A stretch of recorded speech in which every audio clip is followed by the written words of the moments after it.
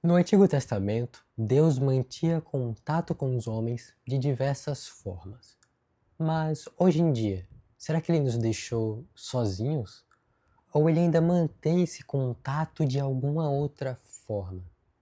Também, quem é o Espírito Santo e qual o seu papel na vida do cristão?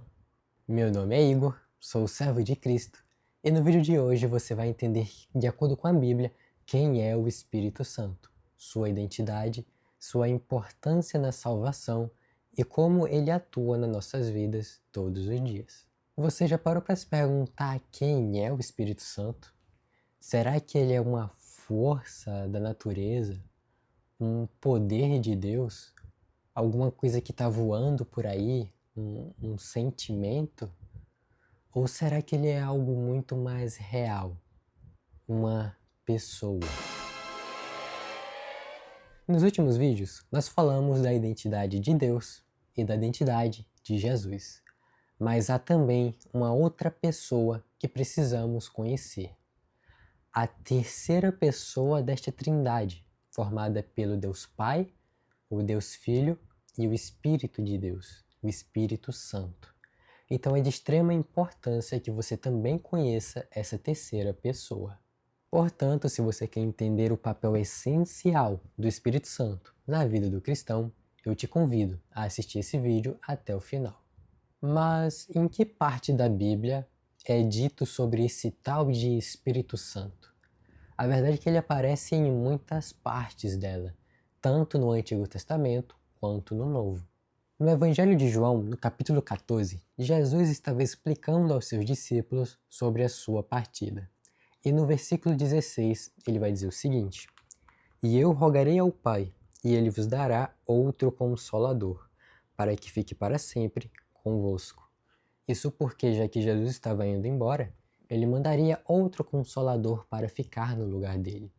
Nesse momento, ele estava falando do Espírito Santo. Veja também o que Jesus diz no mesmo capítulo, no versículo 26. Mas o Consolador, o Espírito Santo, a quem o Pai enviará em meu nome, ele vos ensinará todas as coisas e vos fará lembrar de tudo o que eu vos tenho dito. Então aqui nós vemos mais uma vez esse Consolador, com o nome de Espírito Santo. E nós vemos que ele fará algumas coisas, como ensinar e lembrar aquilo que Jesus falou.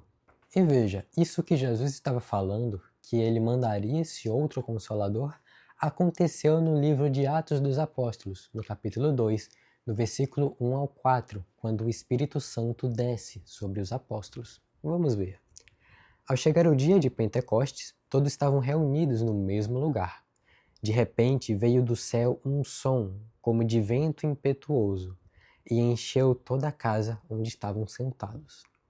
E apareceram umas línguas como de fogo, distribuídas entre eles, e sobre cada um pousou uma.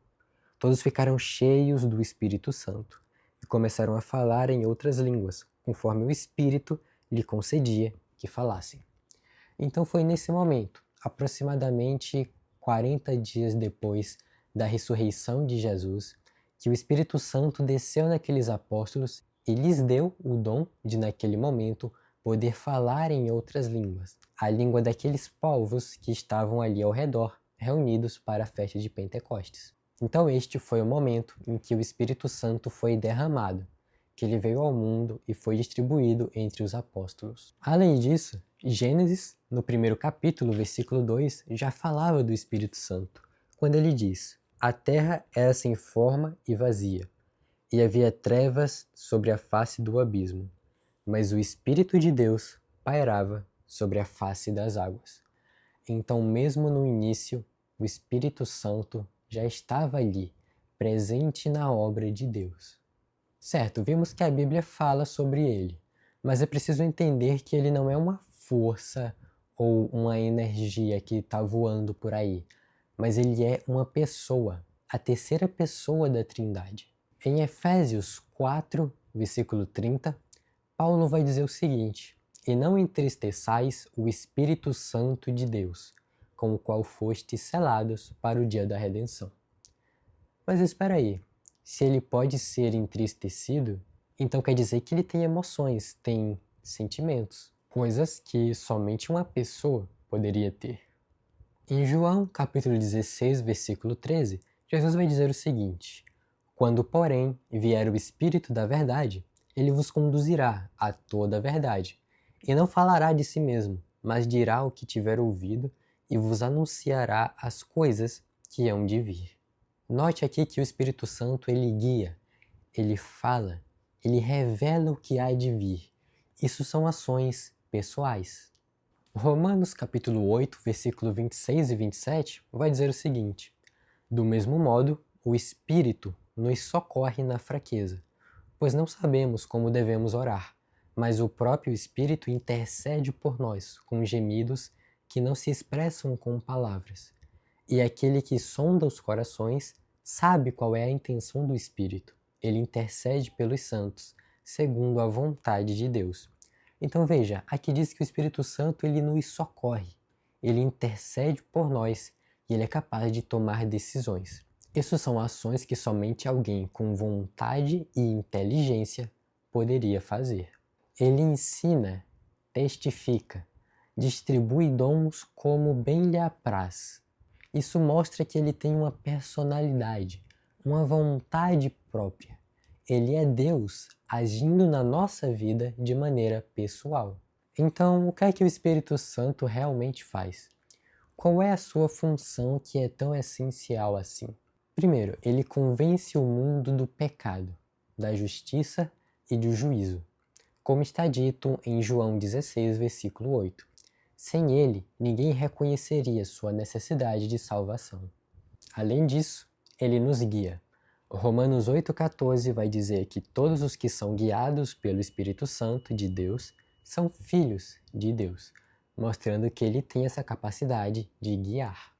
Ele também tem a capacidade de ensinar e lembrar as palavras de Jesus, como a gente já viu em João 14, versículo 26. Em Tito 3, versículo 5, vai dizer o seguinte: Não por méritos de atos de justiças que houvéssemos praticado, mas segundo a sua misericórdia, ele, falando de Deus, nos salvou, mediante o lavar da regeneração e da renovação, realizadas pelo Espírito Santo. Então vemos aqui mais algumas ações que ele pode fazer. Ele nos salvou através da regeneração e da renovação. Além disso, ele produz o fruto do Espírito em nós. Gálatas capítulo 5, versículo 22 diz o seguinte: Mas o fruto do Espírito é amor, alegria, paz, paciência, benignidade, bondade, fidelidade, amabilidade e domínio próprio. Contra essas coisas não existe lei. Então veja todos os bons frutos que o Espírito Santo é capaz de nos dar. Mas qual é a importância do Espírito Santo para nós? A verdade é que sem ele, a gente não consegue alcançar o nosso objetivo. Não conseguimos acertar o alvo, que é a salvação. Existe todo um processo quando decidimos aceitar Cristo na nossa vida. Nós temos que crer nele verdadeiramente, nos arrepender da vida que temos levado até então e decidirmos fazer parte do reino dele através do batismo. Quando nos batizamos, recebemos o Espírito Santo de Deus dentro de nós, porque nós somos o santuário dele. E o Espírito Santo em nós é como se fosse um selo do povo de Deus. Então a maneira que Deus reconhece o seu povo é quando ele olha para nós e vê que nós temos o Espírito Santo em nós. É como se fosse um selo de aprovação, que sem ele nós não poderíamos ser salvos. Veja o que vai dizer em Romanos capítulo 8, versículo 9. Vós, porém, não estáis sob o domínio da carne, mas do Espírito, se é que o Espírito de Deus habita em vós. Mas se alguém não tem o Espírito de Cristo, não pertence a Cristo. Ou seja, está bem claro, não há salvação sem o Espírito Santo. Se você não tem o Espírito de Cristo, você não pertence a Ele, entende? E veja que interessante, nesse mesmo versículo, em um momento ele fala do Espírito, depois ele chama esse mesmo Espírito de o Espírito de Deus. E depois, este mesmo Espírito, ele chama de o Espírito de Cristo. Ou seja, insinuando que o Espírito Santo, Deus e Cristo, eles são um só. Mostrando a autenticidade dessa trindade, a união, e mostrando que o Espírito Santo também é Deus. Então, só por esse pequeno versículo, nós já tiramos a importância do Espírito Santo na nossa vida e tiramos também um pouco da sua identidade. Conhecemos melhor quem ele é. Veja também o que vai dizer 1 Coríntios, capítulo 6, versículo 19. Ou não sabeis que o vosso corpo é santuário do Espírito Santo, que habita em vós, o qual tendes da parte de Deus, e que não sois de vós mesmos. Então veja, Paulo escreveu essa carta à igreja de Coríntio. Pessoas que já tinham decidido aceitar a Deus e já tinham se batizado. Portanto, aquelas pessoas tinham o Espírito Santo dentro delas.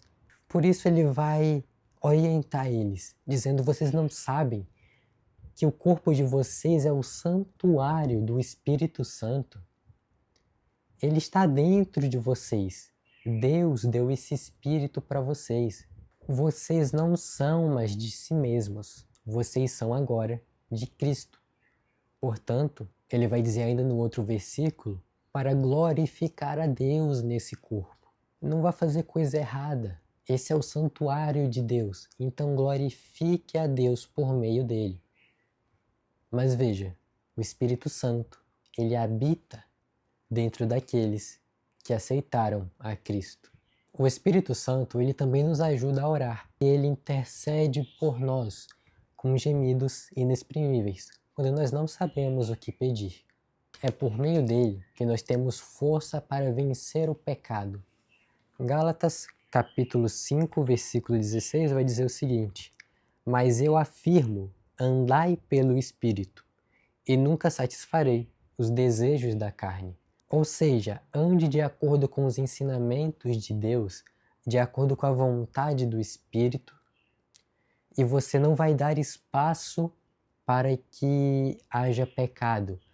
Quando ele fala da carne, ele diz a parte de nós que quer fazer o que bem entender, que nem sempre vai ser a vontade de Deus. Portanto, se nós andarmos no Espírito, não iremos satisfazer a vontade da carne. Ele nos dá força para vencer o pecado. Além disso, em Efésios 1, versículos 13 e 14, aprendemos que o Espírito Santo é o selo da nossa salvação. É a garantia de que pertencemos a Deus. Vejamos o que diz nesses versículos. Nele, também vós, tendo ouvido a palavra da verdade, o evangelho da vossa salvação, e nele também crido, fostes selados com o Espírito Santo da promessa, que é a garantia da nossa herança, para a redenção da propriedade de Deus, para o louvor da sua glória. Então veja, há uma sequência. Primeiro ouvimos a palavra da verdade, o evangelho da nossa salvação. Mas o que é esse evangelho? Bom, é a palavra que Cristo ele veio nos pregar. É o que eu vou estar explicando justamente no próximo vídeo. E tendo crido no evangelho, fostes selados com o Espírito Santo da promessa. Então veja, o Espírito Santo é como se fosse esse selo que mostra que pertencemos a Deus. Ele diz ainda que é a garantia da nossa herança, para a redenção da propriedade de Deus, para o louvor da sua glória. Ou seja, é a garantia que estamos salvos.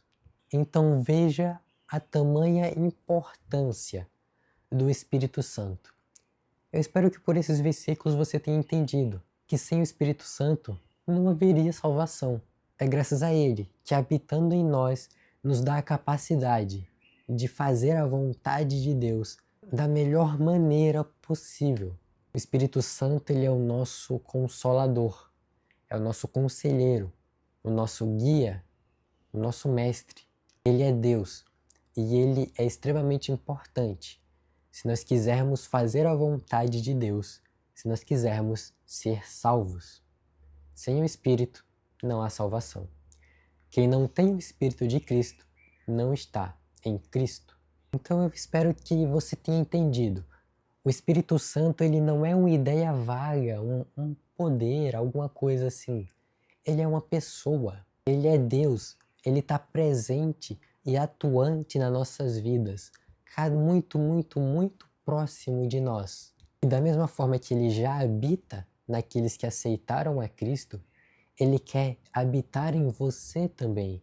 Ele quer te transformar, te tornar mais próximo de Cristo, para que você faça a vontade de Deus e seja salvo, para que após o juízo final você ande ao lado de Deus em sua glória eterna. Essa é a vontade do Espírito de Deus.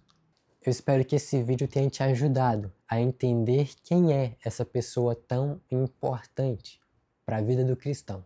E se esse vídeo te edificou de alguma forma, não esqueça de deixar o like para mostrar para o YouTube que você está apoiando esse vídeo e quer receber ainda mais. Da mesma forma, se inscreva no canal. Assim, sempre que eu postar um vídeo novo, você vai receber a notificação. Compartilhe também com seus amigos para que eles te acompanhem nessa jornada de crescimento espiritual. Estou muito feliz que você continua querendo aprender cada vez mais e mais de Cristo. Continua firme nessa jornada que a gente vai continuar juntos rumo à salvação. Eu sou muito grato por você ter reservado esse tempinho para aprender um pouco mais da Palavra de Deus e foi um prazer ter esse momento com você. A gente se vê mais no próximo vídeo, estudando juntos a Palavra de Deus. Tchau, tchau.